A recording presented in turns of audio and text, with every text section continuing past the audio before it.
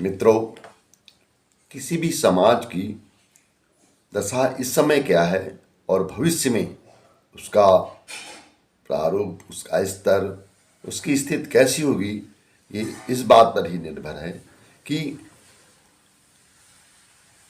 आगे आने वाली समाज के लोग और आगे आने वाली पीढ़ी का चरित्र और चिंतन, जीवन शैली कैसी है। क्योंकि व्यक्ति के आचरण का, व्यवहार का प्रभाव ही समाज का में वातावरण का निर्माण करता है।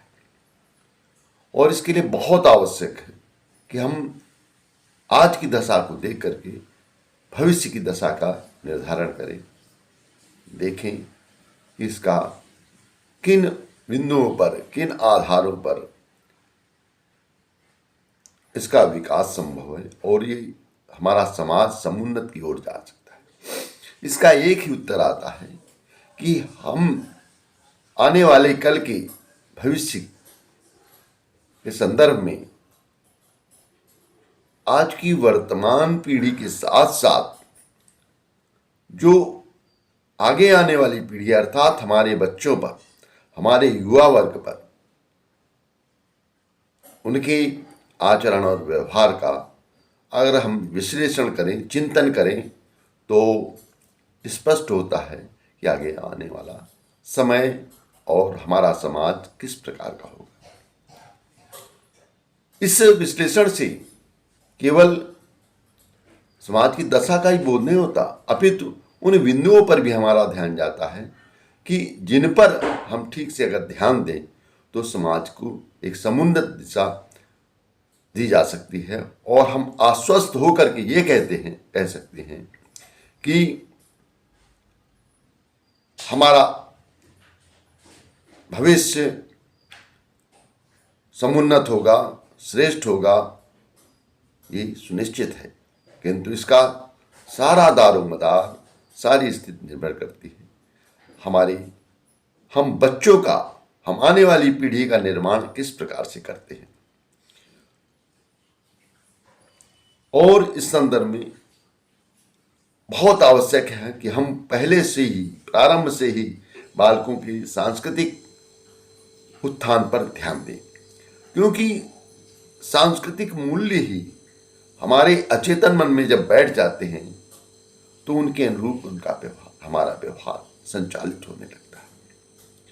भूलों, त्रुटियों और पापपूर्ण जीवन को कठोर तपश्चर्या और गहन पश्चाताप के बाद भी उतना पवित्र और निर्मल नहीं बना सकते जितना प्रारंभिक जीवन में चरित्र निर्माण से ही मनुष्य का जीवन शुद्ध होता है। अंतर्मन में प्रसुप्त कुसंस्कार जब भी अनुकूल परिस्थिति पाते हैं तभी मस्तिष्क में घोर क्रांति उत्पन्न कर देते हैं, जिससे आंतरिक पवित्रता पर बार बार मल और विकारों का उतार चढ़ाव बना रहता है। ऐसी स्थिति के रहते स्वाभाविक उज्ज्वलता आ ही नहीं पाती। इसलिए भारतीय धर्म का निरूपण करने वाले आचार्यों ने ये व्यवस्था पहले ही बना दी थी कि लोगों के चरित्र उनके शैशव काल में ही दृढ़ कर दिए जाए। आयु बढ़ने के साथ उनमें चारित्रिक प्रवृत्ता आती जाती है। ऐसे मनुष्य आगे चलकर महान, तपस्वी, तेजवान और आत्मबल संपन्न होते हैं। जब तक यह परंपरा देश में यथावत चलती रही तब तक यहाँ सुख, शांति और समृद्धि में बिल्कुल कमी नहीं आई। बालकों के नैतिक अपराध जिस गति से बढ़ रहे हैं, उन्हें देखते हुए समाज सुधारकों का चिंतित होना स्वाभाविक है। स्वभाव में जब दोष तथा दुर्गुण गहराई तक जम जाते हैं तो यदि किसी प्रकार के सुधार के कार्यक्रम बनाए भी जाएं तो उनमें भारी शक्ति लगाकर भी मनोवांछित सफलता नहीं मिल पाती। व्यवहारिक कठिनाई ये है कि हमारे अभिभावक इस जिम्मेदारी को उदारतापूर्वक वहन नहीं करते। अधिकांश तो इस विषय में ज्ञान ही नहीं होता कि बालकों का चारित्रिक विकास किस प्रकार किया जाए। स्वेच्छाचारी बालक समाज के दोष दुर्गुणों को ही ग्रहण करते रहते हैं, क्योंकि यही सब तो उनके आसपास जमा होते हैं। बालकों का निर्माण गर्भावस्था के आते ही होने लगता है।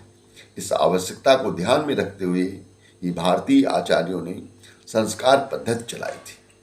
इसमें बालकों के नैतिक प्रशिक्षण में किसी प्रकार की कोई कठिनाई उत्पन्न नहीं होती थी और स्वाभाविक रूप से वो वांछित जैसा हम भविष्य चाहते हैं उसकी एक आकृति गढ़ने लग जाती थी। कहते हैं दार्शनिक सुकरात के पास एक स्त्री आई। उसने पूछा, गुरुदेव अपने बच्चों की शिक्षा मैं कब से प्रारंभ करूं? तो सुकरात ने पूछा, बच्चे की उम्र क्या है? स्त्री ने बहुत ही सरलता के साथ कहा, 4 वर्ष। तब तो सुकरात बोले, तब तो आप 4 वर्ष 9 माह बच्चे को शिक्षा देने में पीछे रह गई। सुकरात ने उसका समाधान किया, माता के आहार विहार आदि से बच्चे के संस्कार बनने प्रारंभ हो जाते हैं। अतएव ये कहना अत्युक्त नहीं कि गर्भावस्था से ही बच्चों की शिक्षा प्रारंभ कर देनी चाहिए। हमारे यहाँ यह पद्धति क्रमिक और वैज्ञानिक थी। यही कारण था कि घर घर ध्रुव, प्रहलाद, भरत, अभिमन्यु जैसे प्रतिभाशाली बच्चे जन्म लिया करते थे, क्योंकि गर्भकाल से ही उन्हें उस प्रकार का वातावरण प्रदान किया जाता था। अब उन प्रथाओं की फिर से जागृत करने की बहुत बड़ी आवश्यकता है। इसी गायत्री परिवार के संस्थापक युगऋषि पंडित श्री राम जी शर्मा आचार्य के नेतृत्व में उनके दिशा निर्देशों के आधार पर गायत्री परिवार आज गर्भ पूजन संस्कार का बड़ी गंभीरता और दृढ़ता के साथ जो अभियान चला रहा है, उसका मुख्य उद्देश्य यही है कि हमारे आने वाली पीढ़ी की अंतश्चेतना का निर्माण हम इस प्रकार कर सकें कि वो नैतिक मूल्यों को सहज ही ग्रहण करती चली जाए। बालकों को संस्कारवान बनाने का अभ्यास उनके गर्भ में आने से ही प्रारंभ करना चाहिए। माता पिता को मन की मनोदशा का बालक पर प्रभाव पड़ता है। माता के शरीर से रस और रक्त लेकर उसका स्वास्थ्य बनता है। उनके रहन सहन का सूक्ष्म प्रभाव बालकों की आत्मा पर पड़ता है। अतएव खान पान, रहन सहन तथा व्यवहार में माता पिता को गर्भावस्था में बालक के आते ही सात्विकता का पर्याप्त समावेश कर लेना चाहिए। जो माताएं मिर्च, मसाले, खटाई, तीखे, कसैले, बासी भोजन का प्रयोग करती हैं, उनके बच्चे अधिकांश क्रोधी, दुष्ट तथा तामसी प्रकृति के होते हैं। वस्त्र, आभूषण, बोली, भाषा आदि का भी गर्भस्थ बच्चे पर प्रभाव पड़ता है। पति पत्नी में प्रेम और सदाचार न हो तो बच्चे भी दुर्गुणी, नास्तिक और चिड़चिड़ी प्रकृति के होते हैं। इन सभी बातों का माता पिता को पूर्ण ज्ञान होना बहुत आवश्यक है। आज तमाम सारी वैज्ञानिक शोधों के आधार पर ये देखा गया है कि गर्भकाल में माता की एक एक गतिविधि का प्रभाव बच्चे पर पड़ता जाता है और उसकी ठीक उसी तरह रिकॉर्डिंग होती जाती है जैसा कि हूबहू किसी कैमरे से में स्टोर किया जा रहा है। जन्म लेने के पश्चात किशोरावस्था में आने तक बच्चा अधिकांश माता के संरक्षण में रहता है। उस समय माता की चेष्टाओं और क्रियाकलापों का बालक बड़ी सूक्ष्मता से अवलोकन करता रहता है। इसलिए यह समय माता की सबसे बड़ी जिम्मेदारी का होता है। इस अवस्था में बच्चों को भय दिखाना, अपवित्र रखना, उन्हें निद्रा आदि के लिए नशीली वस्तुएं खिलाना हानिकारक होता है। कामजन्य चेष्टाएं, क्रोध, कलह आदि का दूषित प्रभाव बालक पर पड़े बिना नहीं रहता। जिन स्त्री पुरुषों में पारस्परिक स्नेह, प्रेम और मैत्री की भावना नहीं होती, उनके बच्चे स्वभावतया उद्दंड और स्वेच्छाचारी ही बनते हैं। अतः यह हमेशा ध्यान बना रहे कि आप कोई ऐसी चेष्टा तो नहीं करते जो बालक के कोमल मस्तिष्क पर अपना प्रभाव डाले। 5 वर्ष की अवस्था आ जाने पर बालक की ज्ञान पिपासा बढ़ने लगती है। अभी तक जिन वस्तुओं को मात्र खेल और तोड़फोड़ की जरूरत समझता था, अब बच्चे उनके प्रति उसका जिज्ञासा भाव बढ़ने लगता है। इस उम्र में बच्चों को चित्र, कथा, कहानियां बहुत पसंद आती हैं। लोरियां व मधुर संगीत में भी उनकी रुचि जागृत होती है। इनके लिए वे कभी कभी हठ भी करते हैं। इस समय बालकों को सुंदर सुंदर चित्र, जिसमें महापुरुषों के चित्र, प्राकृतिक दृश्य आदि हो, दिखाने चाहिए। कलात्मक वस्तुओं से अपने निवास को सजाना और बालकों में उनके प्रति रुचि पैदा करना चाहिए, ताकि इन सब के प्रति उनमें संवेदना जागृत हो और उनकी जिज्ञासा का समन हो। महापुरुषों की जीवनियां सरल व सुबोध ढंग से सुनानी चाहिए। करुण, शांत और मनोरंजक बोलियों से बालकों का मन बहलाव भी होता है और उनके मनोज जगत में सात्विक संस्कारों का आविर्भाव होने लगता है। इस अवस्था में चाहे तो बच्चे का मस्तिष्क किसी भी दिशा में हम लगा सकते हैं।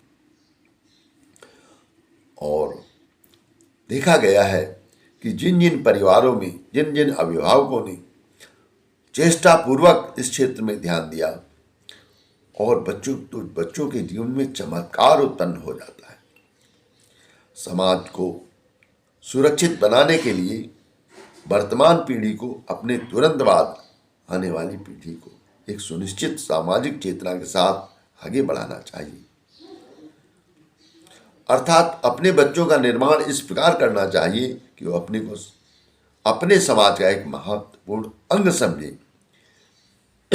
उनके मन मस्तिष्क में एक जिम्मेदारी की भावना भरनी चाहिए कि हमारे चिंतन, चरित्र और व्यवहार का प्रभाव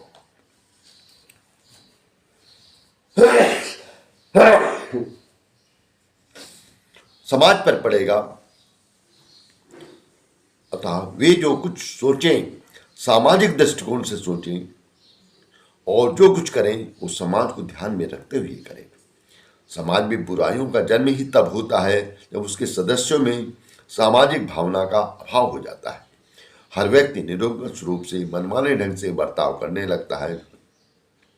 उसको अपने बर्ताव से दूसरे को होने वाले कष्टों का ध्यान ही नहीं रहता, जिससे कदम कदम पर संघर्ष होने लगता है और जीवन सुखमय बनने के स्थान पर दुख और संघर्ष की क्रीड़ा स्थली हो जाती है। आज भारतीय समाज में जो वर्तमान दशा है उसे देखा जाए तो दिन दिन दुखमय बनता चला जा रहा है। उन्नति और प्रगति के प्रचुर साधन उत्पन्न होने पर भी इसकी उन्नति एवं प्रगति के सारे मार्ग रुद्ध जैसे दिखाई पड़ते हैं। इसके सारे आदर्श, सारी संस्कृति और सारे साधन मौजूद हैं, फिर भी यह दिन दिन गिरता क्यों जा रहा है? ये एक विचारणीय प्रश्न है। इसका एकमात्र कारण है इसकी सामाजिक भावना का ह्रास होना। अपने समाज को प्रगतिशील बनाने के लिए आगामी पीढ़ी का नया निर्माण करना बहुत आवश्यक है। जागरूक नागरिकों की आज ये सबसे बड़ी नैतिक जिम्मेदारी है। प्रौढ़ों की अपेक्षा बच्चों का निर्माण अधिक सरल होता है। उनका मानसिक धरातल इतना कोमल और निर्विकार होता है, इसमें बोए हुए बीज आसानी से फल फूल सकते हैं। इसलिए सामाजिक कल्याण के लिए बच्चों को एक निश्चित रूप में निर्माण किया जाना चाहिए। बच्चों का सबसे स्थायी और प्रभावपूर्ण निर्माण घर पर अभिभावकों द्वारा ही हो सकता है। प्राय अभिभावकों की शिकायत रहती है कि बच्चों के निर्माण का कार्य विद्यालय का है। यहां हम भूल करते हैं। विद्यालय का दायित्व तो मुख्य रूप से उनकी बौद्धिक क्षमता का निर्माण करना है, किंतु शेष चारित्रिक स्थिति का निर्माण तो परिवार के वातावरण से ही होता है। बच्चों को प्रारंभ से ही ऐसे वातावरण में रखना चाहिए जिससे उनमें उदार भावनाओं का विकास हो। उनको भाई बहनों से समता का व्यवहार सिखाया जाना चाहिए। जिन घरों में अनेक बच्चे होते हैं वहाँ बहुधा देखा जाता है कोई एक बच्चा माता पिता का अधिक प्यारा होता है, उसको अन्य बच्चों की अपेक्षा अधिक विशेषता दी जाती है। यह व्यवहार उचित नहीं। इससे अन्य बच्चों में असमानता का भाव जागता है और वे आपस में एक दूसरे से असमानतापूर्वक व्यवहार करना सीख जाते हैं। अनेक बार ऐसा होता है कि बच्चों की शिकायत सुनते समय अभिभावक किसी बच्चे का अनुचित पक्षपात कर बैठते हैं, जिससे एक बच्चा ढीठ और दूसरा कायर हो जाता है। यदि इसी प्रकार के पक्षपात की पुनरावृत्ति बहुत बार होती है तो बच्चों में न्याय के प्रति श्रद्धा और स्वयं के प्रति हीनता का भाव स्थायी रूप से बैठ जाता है।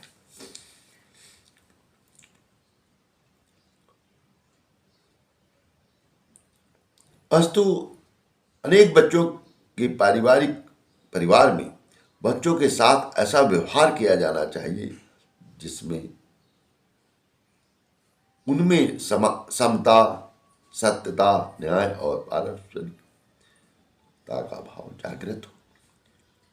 और जितना प्रारंभिक रूप से बच्चे आपस में एक दूसरे को स्नेह करेंगे तो निश्चित रूप से भविष्य में भी उनकी जीवन शैली उसी मार्ग पर चलेगी।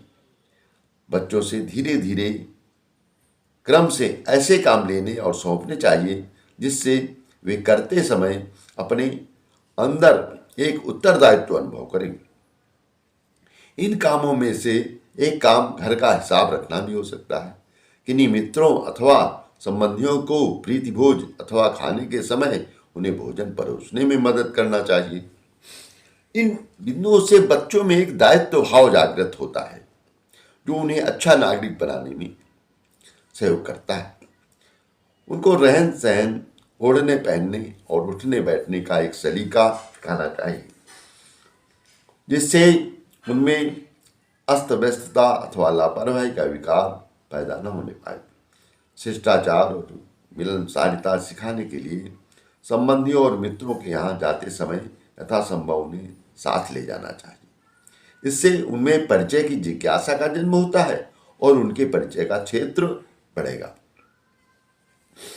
बच्चों को बाहर व्यवहार में आने वाली कुछ छोटी मोटी बातों का ज्ञान कराना चाहिए, जैसे वो अपने साथियों के साथ कैसा व्यवहार करता है, बाहर अपने से बड़ी आयु वालों के साथ कैसे पेश आता है, वह किन किन बातों में दूसरों से दबता है, कहाँ किन बातों में दूसरों को दबाने का प्रयत्न करता है। यदि बच्चों में ऐसी बातों का पता लगे तो उनमें तत्काल आवश्यक सुधार किया जाना चाहिए। तमाम सारे मनोवैज्ञानिकों ने अध्ययन के उपरांत पाया है कि प्रारंभ काल में बच्चों के व्यवहार का अभिभावक यदि सूक्ष्मतापूर्वक अध्ययन करें और उसमें थोड़े से प्रयासों से सुधार का प्रयास करें तो उसके प्रतिफल बहुत अच्छे होते हैं। वही समस्याएं जब आगे चल करके बड़ी हो जाती हैं तब उनमें सुधार काफ़ी कठिन हो जाता है। उसके बाह्य व्यवहारों में एक संतुलन पैदा किया जाना चाहिए। बच्चों में सामाजिकता और पारस्परिक स्नेह भाव उत्पन्न करने के लिए कभी कभी पर्व आदि पर उसे अवसर दिया जाना चाहिए कि वो अपने साथियों को अपने घर चाय पानी करने या भोजन करने के लिए आमंत्रित करें। इससे उनमें आपस में स्नेह और विश्वास बढ़ेगा और अभिभावकों को उसके साथियों को पहचानने का अवसर मिलेगा। इससे अभिभावक भी जान पाएंगे कि हमारा बच्चा किस प्रकृति के लोगों के साथ प्रकृति के बच्चों के साथ उठता बैठता व्यवहार करता है। और उनके अधिकतर अभिभावक बच्चों पर चारों ओर से एक घेरा जैसा डाल देते हैं जिससे उनका व्यक्तित्व दब कर रह जाता है। उनके ऊपर इतने ज़्यादा प्रतिबंध लगा देते हैं कि कि वो अपने को बहुत बंधा बंधा महसूस करते हैं। ये स्थिति उनके विकास में कहीं ना कहीं बाधक होती है। उनको अच्छी बुरी संगति पर ध्यान रखते हुए उन्हें अपने अनुरूप समाज में घुलने मिलने और एक दूसरे को जानने समझने में बाधा नहीं देना चाहिए। हाँ, ये अवश्य है कि बच्चों में क्या बुरा है क्या अच्छा है इसका ज्ञान प्रयत्नपूर्वक कराना चाहिए, क्योंकि हर समय अभिभावक बच्चों के साथ नहीं घूम सकता। बच्चों में विवेक दृष्टि जागृत हो जाए, यही सबसे बड़ा बिंदु है।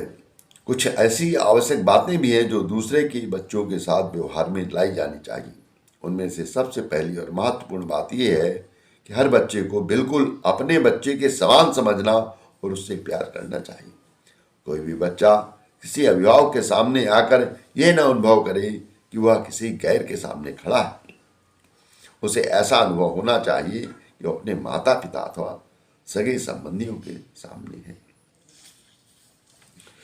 किसी बच्चे की कोई गलती या बुरा काम करते देखें तो उसे ठीक उसी प्रकार सुधारने की कोशिश की जानी चाहिए जैसे अपने बच्चे को। अधिकतर देखने में आता है कि आपस में दो मित्र एक दूसरे के अभिभावकों से या तो डरते हैं या बहुत शर्माते हैं। यदि दो मित्र आपस में बैठे हैं और उनमें से किसी दूसरे अभिभावक आ जाते हैं तो वे दोनों एकदम सिटपटा जाते हैं। एक दूसरे के घरों पर बैठे होने पर अभिभावकों के आने का समय होने पर खिसक जाते हैं। इसका मूल कारण यह है कि अभिभावक अपने बच्चों के मित्रों से परिचित नहीं होते, और होते भी हैं तो उनसे ठीक अपने बच्चों जैसा व्यवहार नहीं करते।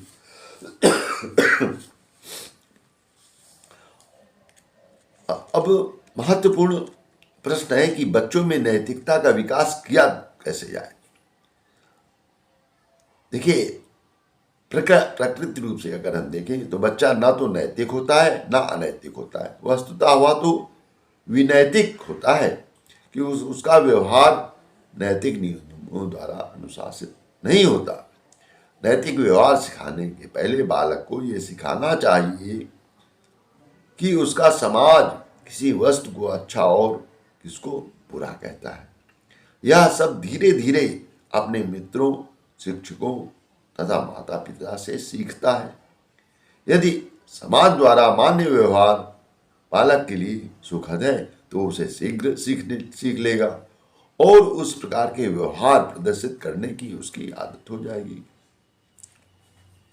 अतः उचित पथ प्रदर्शन और शिक्षण से माता पिता तथा शिक्षकों को ये देखना चाहिए कि सामाजिक संदर्भ में बालकों की अनुभव यथासंभव सुखद हो, तभी वे सरलता से नैतिकता का पाठ सीख लेंगे। यदि बालक को कोई कार्य करने के लिए विवश किया जाता है तो वह कुछ भी न सीख सकेगा। अतः स्वाभाविक रूप से उसे सब कुछ सिखाने का प्रयत्न करना चाहिए। हमें सदैव याद रखना चाहिए कि जैसे हमारे अंदर स्वाभिमान है, उसी प्रकार से प्रत्येक बालक के अंदर भी स्वाभिमान होता है।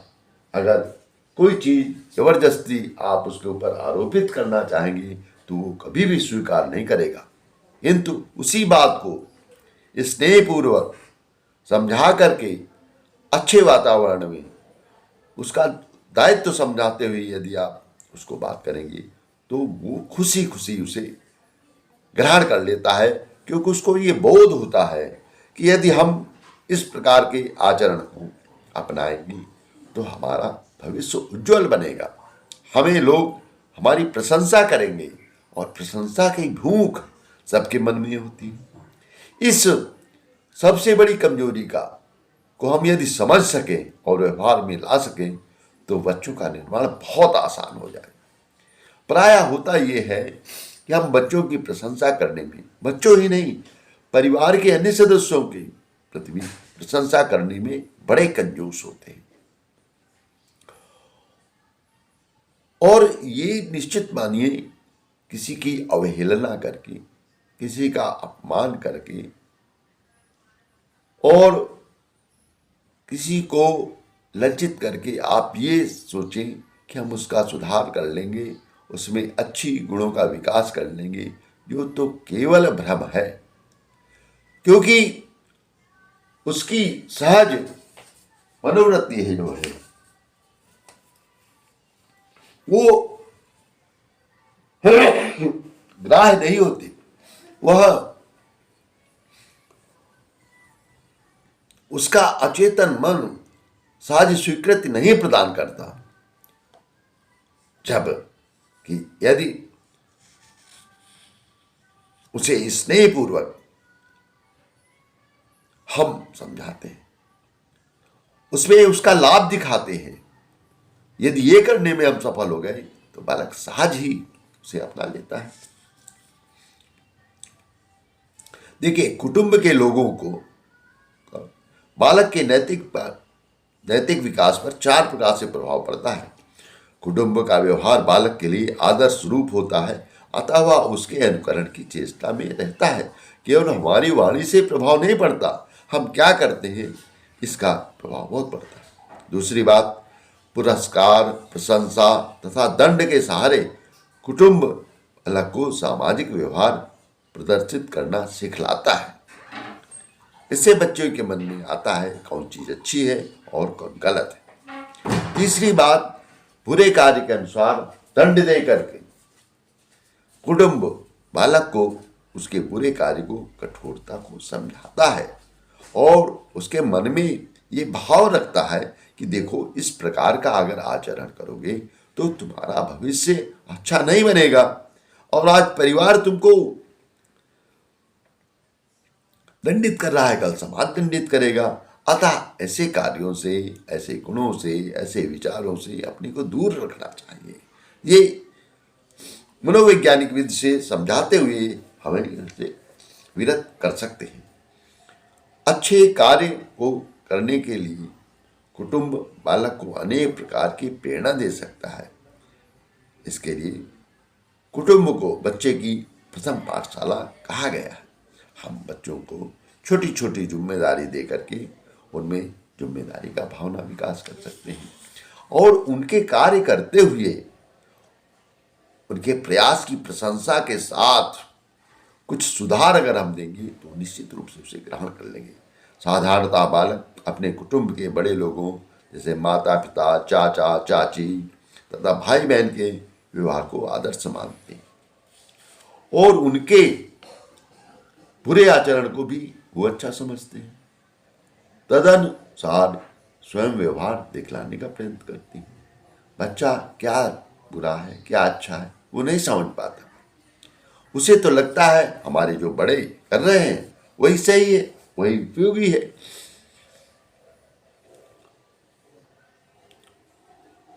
माता पिता का बुरा स्वास्थ्य तथा उनकी मंद बुद्धि, बुरी आर्थिक स्थिति तथा अन्य बातों से घर का वातावरण दूषित हो जाता है। घर के बुरे वातावरण से बालक का नैतिक विकास अवांछनीय दिशा की ओर जा सकता है और आगे चलकर बालक असामाजिक कार्यों में भाग लेकर के समाज के लिए एक सरदर्द बन सकता है। अतः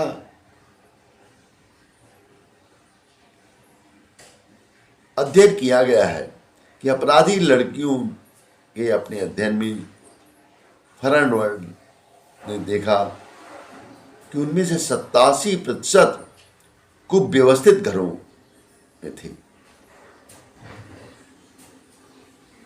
फर्नवर्ड ने इस पर काफी शोध किया और उसने अपने चिकित्सालय में लाए गए बालकों के अध्ययन में वेंटर तथा ब्लंचर्ड ने देखा कि उनमें 90% बुरे कौटुंबिक वातावरण से आए बच्चे आपराधिक प्रवृत्तियों में अधिक शामिल होते हैं। जब बालक स्कूल जाना प्रारंभ कर देता है तो दिन का उसका अधिकांश समय घर के बाहर ही बीतता है और अब वह प्रौढ़ों की अपेक्षा अपने ही उम्र के अन्य बालकों के संपर्क में अधिक आता है। अतः उसके नैतिक विकास पर उसके साथियों का प्रभाव पड़ना स्वाभाविक है। मनोवैज्ञानिक फिट ने अपने अध्ययन में देखा कि नर्सरी स्कूल के बच्चों की भी नैतिक व्यवहार पर उनके साथियों का प्रभाव पड़ता है। अपराधी बालकों के अध्ययन से निष्कर्ष निकाला गया है कि 100% अपराध बुरे साथियों द्वारा अभिप्रेरित किए जाते हैं। अतः हमें ये बहुत बारीकी से देखना होगा कि बच्चों की का हमारा बच्चा किन मित्रों का चुनाव कर रहा है, उन मित्रों की प्रकृति कैसी है, विचार कैसी है, व्यवहार कैसा है, और इतना ही नहीं उनकी पारिवारिक पृष्ठभूमि कैसी है। क्योंकि देर सवेर उन बच्चों का, मित्रों का चिंतन बच्चे पर भी, हमारे बच्चे भर को भी प्रभावित करेगा ही करेगा, उसमें कोई दो राय नहीं।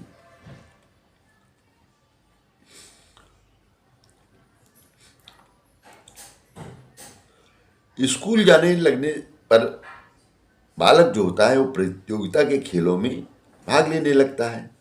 प्रतियोगिता संबंधी खेलों में नैतिक शिक्षा के बड़े अवसर मिलते हैं। खेलों में बच्चों को ईमानदार बनने तथा स्वार्थ त्याग करने की शिक्षा मिलती है। खेल में खेल के नैतिक नियमों की जो अवहेलना करता है उसे अन्य लड़के हे दृष्टि से देखते हैं। अतः ऐसे अवसरों पर नैतिक नियमों का पालन करना बालक को बड़ा ही आवश्यक जान पड़ता है। जो खिलाड़ी किसी तरह जीतना चाहता है उसे अच्छा खिलाड़ी नहीं माना जाता। जो खेल में सारा श्रेय अपने ही पास रखना चाहता है और अपने अन्य साथियों को अपना कौशल दिखलाने का अवसर नहीं देता, उसकी निंदा की जाती है। और इस प्रकार के वातावरण द्वारा बच्चे में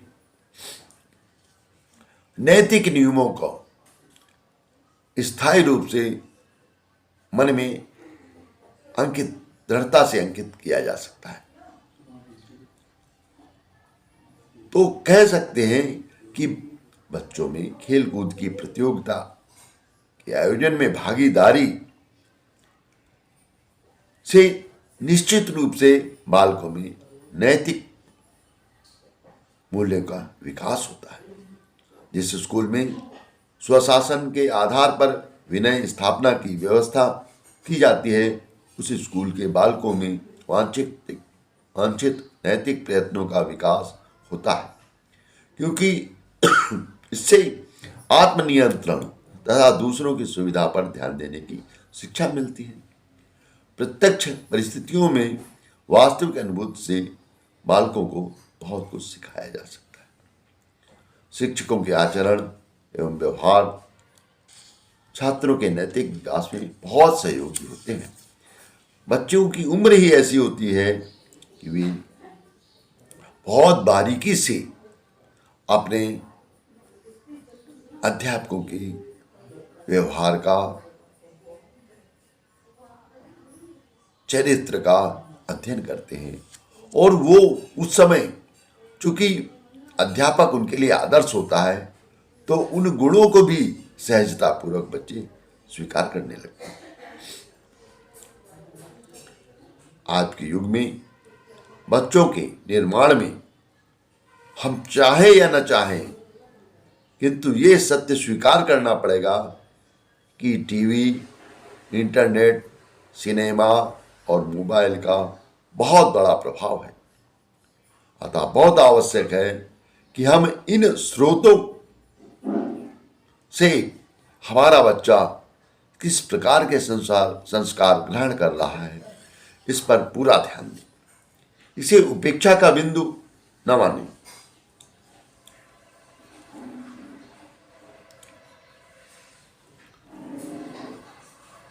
टर्मन नामक मनोवैज्ञानिक ने 1000 बालकों के अध्ययन से पाया कि उनमें 130 बुद्धि लब्धि वाले, IQ वाले, ईमानदारी, सच्चाई तथा अन्य समान नैतिक गुणों में सामान्य बालकों की अपेक्षा कहीं अधिक आगे बढ़े हुए थे। बुद्धिमान लड़के प्रायः नैतिक व्यवहार दिखलाते हैं क्योंकि वे सोचते हैं कि ऐसा व्यवहार ही सबसे अच्छा फल देगा। एक बुद्धिमान बच्चा अथवा प्रौढ़ व्यक्ति यह शीघ्र समझ लेता है कि जीवन में जो कुछ वो चाहता है उसे बेईमानी और धोखे की अपेक्षा ईमानदारी और सच्चाई के सहारे अधिक सरलता से पा सकता है।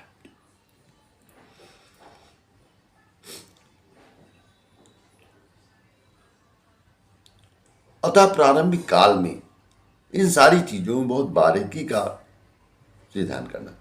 अब बच्चों की एक महत्वपूर्ण स्थिति होती है बच्चों का शरारत करना।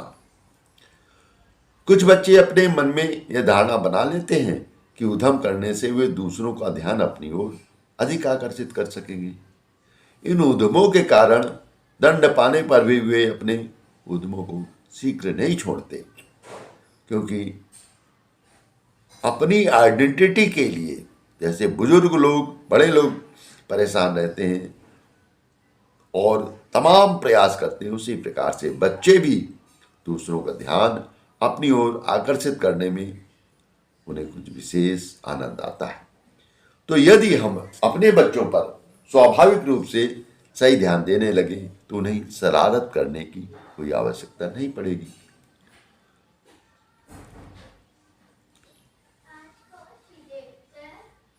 कुछ बड़े बच्चे समूह में दूसरों को चिढ़ाने, दरवाजे घंटे बजाने, चुपके से साइकिल या मोटरसाइकिल के टायरों की हवा निकाल देने, सड़कों, रास्तों या दिवाली पर मनमाने चित्र बनाने या लिख देने से समूह का एक सदस्य आनंद लेता है, क्योंकि वो समझता है कि परिस्थिति का वो पूरा स्वामी है। स्कूल में दूसरे बालकों के साथ कानाफूसी करने, इधर उधर कागज के टुकड़े पहुंचाने तथा दूसरे बच्चों को तंग करने से दंड पाने पर भी कुछ बालकों को इसमें आनंद आता है, क्योंकि वो सोचते हैं कि वे दूसरों के ध्यान के केंद्र हो जाते हैं।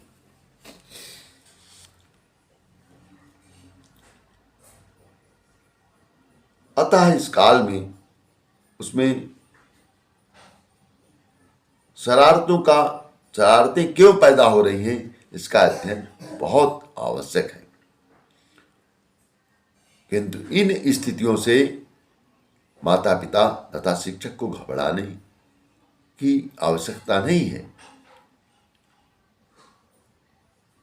अपितु इनका मनोवैज्ञानिक रूप से इन पर नियंत्रण और व्यवहार सिखलाने पर ये बुराइयां स्वभावतः दूर हो जाती है। तरुणावस्था के पूर्व अथवा 11 से 14 वर्ष के लगभग बच्चों में स्वार्थपरता तथा उत्तरदायित्व से भागना अधिक देखा जा सकता है। इस समय उन्हें अपने व्यक्तित्व स्थापना की कुछ चिंता होती है, अतः अपने कार्यों में दूसरों के हस्तक्षेप का भी वे कभी कभी स्पष्टता विरोध करते हैं। इस स्थिति के लिए आवश्यक है कि हम बच्चों को छोटी छोटी जिम्मेदारियां दें ताकि अपनी वो व्यक्तित्व की अभिव्यक्ति कर सके और उसमें जो भी अच्छा हो उसकी प्रशंसा अवश्य करें।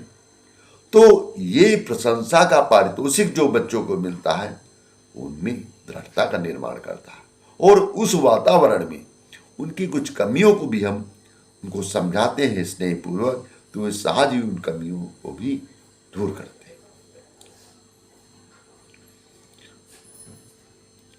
बच्चों में झूठ बोलने की भी एक आदत पड़ जाती है। इस पर मनोवैज्ञानिकों ने अध्ययन किया है। तो जैसे लेनार्ड ने बच्चों के 700 झूठ का अध्ययन किया और उसमें देखा कि उनमें 68% दूसरों द्वारा अस्वीकृत अथवा दंड के भय से की गई थी। उनमें से 12% बच्चों की कल्पना अथवा अतिशयोक्ति कारण और 20% जानबूझकर कल्पना कारण अथवा धोखे के उद्देश्य से थी।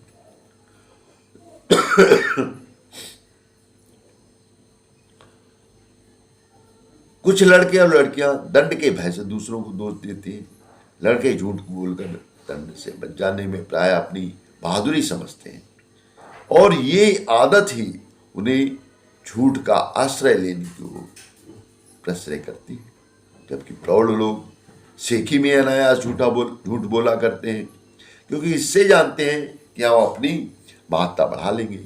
मनोवैज्ञानिकों ने अपने अध्ययन में देखा, झूठ बोलने वाले बच्चे प्रायः ऐसे अव्यवस्थित घरों से आते हैं जहां उन्हें कोई प्यार नहीं करता, जहां उन्हें अस्थिर व्यवहारिक नियमों का पालन नहीं सिखाया जाता।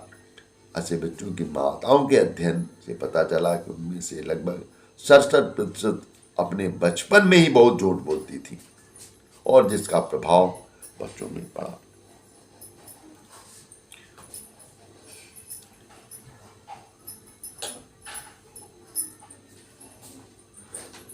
बच्चों की बेईमानी के संबंध में हटसेन और मे ने 11,000 बच्चों का कुछ परीक्षणात्मक अध्ययन किया।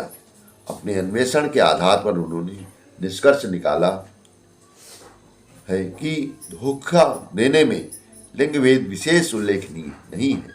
उनका कहना है कि बड़े बच्चे छोटे बच्चों की अपेक्षा अधिक धोखा देते हैं।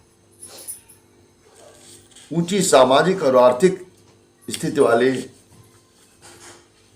निम्न सामाजिक और आर्थिक स्थिति वाले बच्चों की अपेक्षा कम धोखा देते हैं। ईमानदारी और बेईमानी बहुत हद तक परिस्थिति विशेष तथा बच्चों के निहित उद्देश्य पर निर्भर करती है, न कि किसी सामान्य नैतिक गुण पर।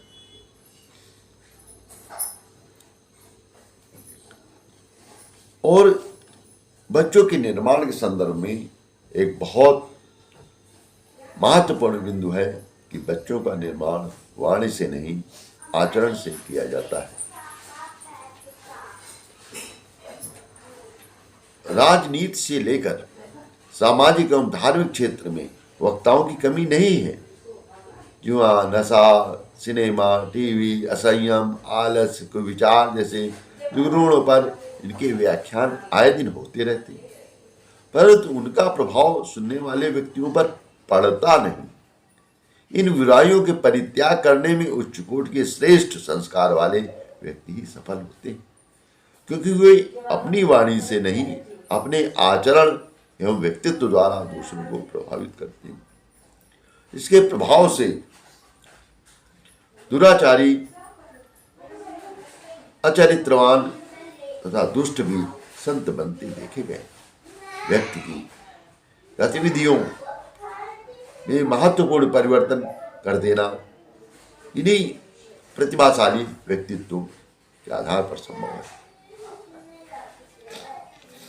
महात्मा बुद्ध का जीवन इस बात का जीता जाता उदाहरण है।